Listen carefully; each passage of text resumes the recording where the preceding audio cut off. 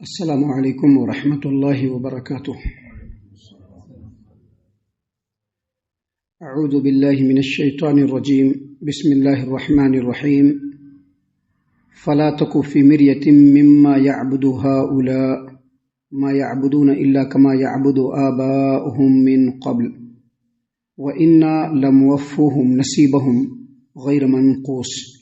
ولقد آتینا موسى الکتاب فاختلف فیہ ولولا كلمة سبقت من ربك لقضي بينهم وإنهم لفي شك منه مريب وإن كلا لما ليوفينهم ربك أعمالهم إنه بما يعملون خبير۔ محترم سامعین کرام، سورہ ہود سورہ نمبر 11 اور اسی صورت سے ابھی آپ کے سامنے آیت نمبر 109، 110، 111 یہ تین آیات آپ کے سامنے تلاوت کی گئی۔ محترم سامعین کرام، اللہ تبارک و تعالیٰ نے اپنے پیارے رسول صلی اللہ علیہ وسلم کو مخاطب کرتے ہوئے فرمایا، فلا تکو فی مریۃ مما یعبد ہؤلاء، تو یہ لوگ جو غیر اللہ کی پرستش کر رہے ہیں آپ اس کے بارے میں تردد میں نہ پڑیں۔ یہ مشرکین جو اللہ تبارک و تعالیٰ کو چھوڑ کر غیر اللہ کی عبادت کر رہے ہیں، ان کی پرستش کر رہے ہیں، ان کی پوجا کر رہے ہیں، آپ اس کے بارے میں شک و شبہے میں نہ پڑیں۔ سامعین کرام، یہاں پر نبی صلی اللہ علیہ وسلم کو مخاطب کیا گیا ہے، لیکن اصل میں یہ تاکید مزید کے لیے ہے۔ یہ اصل میں لوگوں کو مخاطب کیا گیا ہے، امت کو مخاطب کیا گیا ہے، کیونکہ نبی صلی اللہ علیہ وسلم تو لوگوں کو جو شرک کے تعلق سے شک و شبہ لوگوں کے ذہن میں اٹھنے والا ہے ان کو دور کرنے والے، تو آپ صلی اللہ علیہ وسلم تو اس میں شک کریں گے نہیں، لہٰذا یہ جو خطاب کیا گیا ہے یہ امت کے لوگوں کو، اور خطاب اس لیے کیا گیا ہے کہ جو لوگ بڑے بڑے ہیں، رئیس ہیں، چودھری ہیں، سماج و معاشرے کے بہت ہی سربراہ لوگ ہیں، لوگوں کے سامنے بڑے ہی ذہین اور عقل مند لوگ ہیں، اور یہ لوگ جو شرک کر رہے ہیں،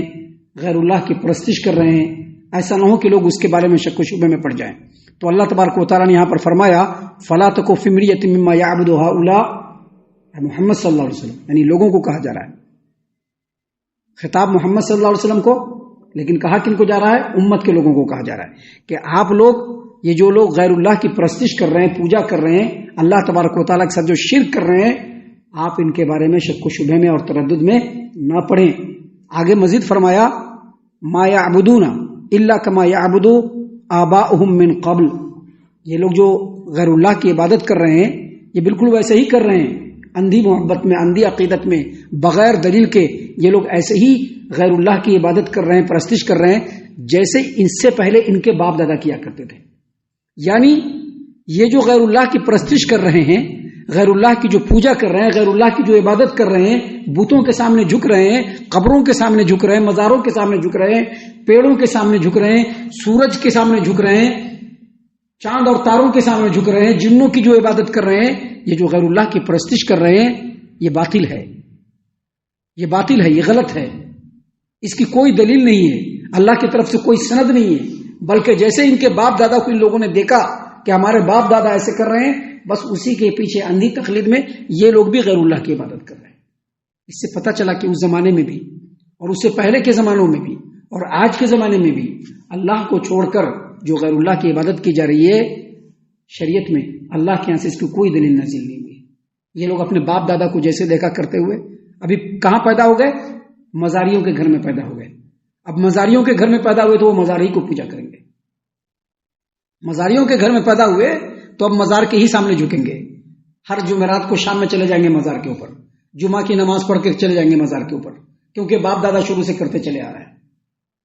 ابھی بتوں کی عبادت کرنے والوں کے گھر میں پیدا ہو گئے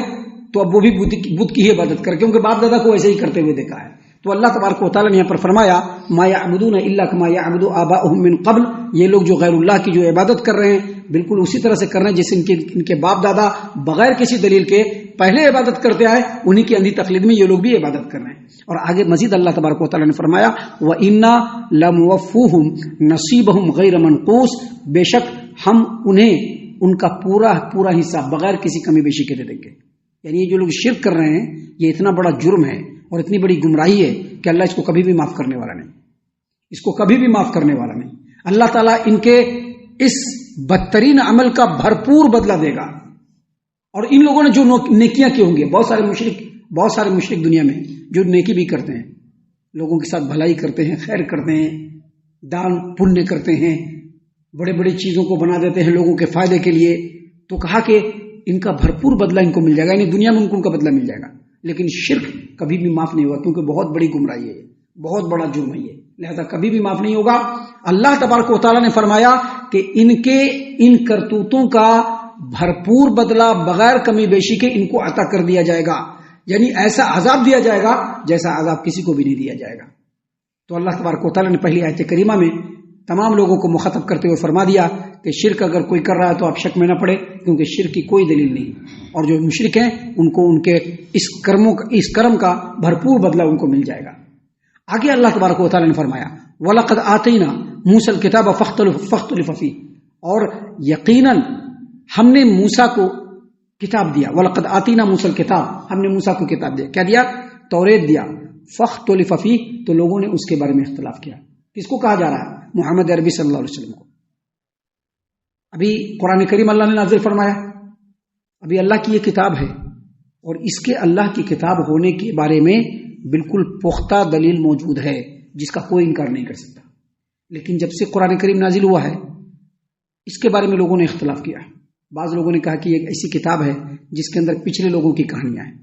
بعض لوگوں نے یہ کہا کہ اس میں پچھلے لوگوں کی کہانیاں ہیں، یہ تو اللہ کی کتاب نہیں ہو سکتی۔ بعض لوگوں نے کہا کہ یہ تو بیان کی جادوگری ہے، یہ اللہ کی کتاب نہیں ہو سکتی۔ بعض لوگوں نے کہا کہ محمد عربی صلی اللہ علیہ وسلم اس کو اپنی طرف سے لکھ کر کے لوگوں کے سامنے پیش کر رہے ہیں۔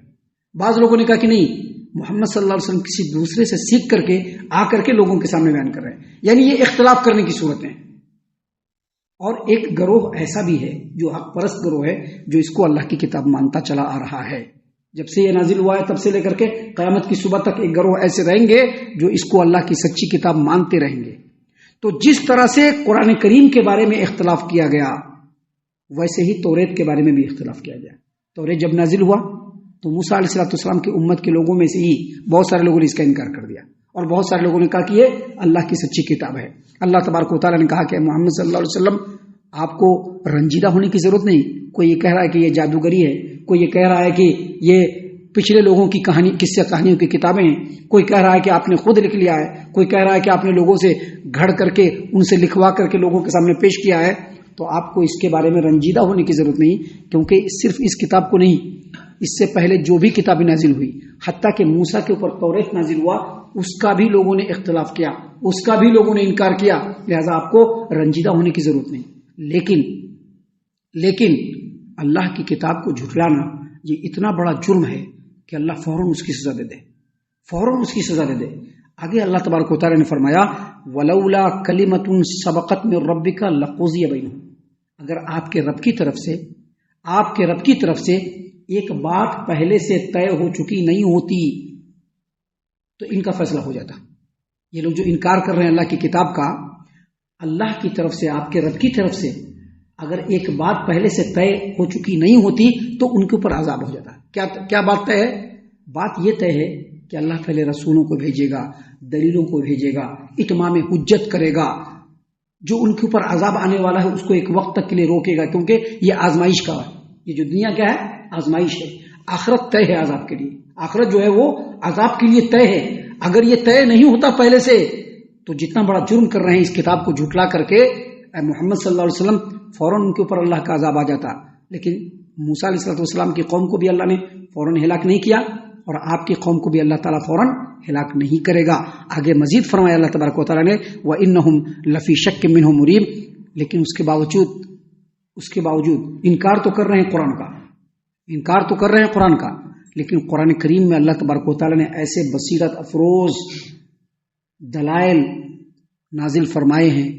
ایسی کھلی ہوئی دلیلیں نازل فرمائی ہیں کہ جن کو سن کر کے پڑھ کر کے یہ جو کفار و مشرکین ہیں جو اس کا انکار کر رہے ہیں وہ بھی شک میں پڑے ہوئے ہیں کہ کہیں یہ کتاب اللہ کی سچی کتاب تو نہیں، بے چین کر دینے والی شک میں پڑے ہوئے ہیں۔ لفی شکم منہ مریب، ایسے شک میں پڑے ہیں جو ان کو بے چین کیے رہتا ہے ہمیشہ کہ پتہ نہیں ہم لوگ سچ کر رہے ہیں یا نہیں کر رہے۔ سامعین اکرام، آگے اللہ تبارک و تعالیٰ نے فرمایا وَإِنَّ كُلَّ لَمَّا لَيُوَفِّيَنَّهُمْ رَبُّكَ أَعْمَالَهُمْ إِنَّهُ بِمَا يَعْمَلُونَ خَبِيرٌ، اور بے شک آپ کا پروردگار، اللہ نے فرمایا اور بے شک آپ کا رب ان سب کو قیامت کے دن ان کے کیے ہوئے اعمال کا پورا پورا بدلہ دے گا. اور بے شک آپ کا رب جو یہ لوگ عمل کر رہے ہیں اس کے بارے میں باخبر ہے. یعنی کہنے کا مطلب یہ ہے کہ اللہ تعالیٰ جب قیامت کو قائم کرے گا تو اگلے پچھلے تمام لوگوں کو جمع کر دے گا, کوئی بھی بچنے والا نہیں, اور ہر ایک کو ان کے اعمال کا بھرپور بدلہ دے گا. نبی بھیجا گیا, جنہوں نے نبی کی تصدیق کی, اس پر ایمان لے آئے اور ان کے بتائے ہوئے طریقے کے مطابق چلے, ان کو ان کا بھرپور بدلہ مل جائے گا. اور جن لوگوں نے اپنے نفس کی پیروی کی, دنیا پرستی کے پیچھے بھاگے, نبیوں کا انکار کیا, نبیوں کی نافرمانی کی اور ان کے بتائے ہوئے طریقے پر نہیں چلے, ان کا بھی بھرپور بدلہ اللہ ان کو دے گا. اور اللہ نے فرمایا انہ بما یعملون خبیر, اور بے شک اللہ تبارک و تعالی جو لوگ بھی وہ عمل کر رہے ہیں اس کے بارے میں کمپلیٹلی باخبر ہے اللہ تعالیٰ. سامعین کرام, میں بھی اس صورت کریمہ میں کچھ اور بھی باتیں ہیں جو انشاءاللہ آنے والے درس میں ہم آپ کے سامنے بیان کرنے والے ہیں. ہم اللہ سے دعا کرتے ہیں کہ اللہ تعالیٰ ہم تمام کو ان تمام باتوں کے اوپر خوب غور و فکر اور تدبر کرنے کے ساتھ ساتھ ان باتوں کے اوپر عمل کرنے کی بھی توفیق عنایت فرمائے, آمین. اللہ تعالیٰ ہم تمام کو صحیح معنوں میں پکا سچا مومن مسلمان بنائے, اللہ اور اس کے رسول صلی اللہ علیہ وسلم کی اطاعت و فرما برداری کرنے والا بنائے, صحابہ کرام رضی اللہ عنہم کے طریقے پر چلنے والا بنائے, جنت الفردوس میں جگہ عطا فرمائے. اے اللہ ہم تمام کو جہنم سے پناہ دے, اے رب العالمین ہم تمام کو جہنم سے پناہ دے, اے مالک الملک ہم تمام کو جہنم سے پناہ دے, آمین یا رب العالمین. وما علینا الا البلاغ المبین. الذي نزل الفرقان على عبده ليكون للعالمين نذيرا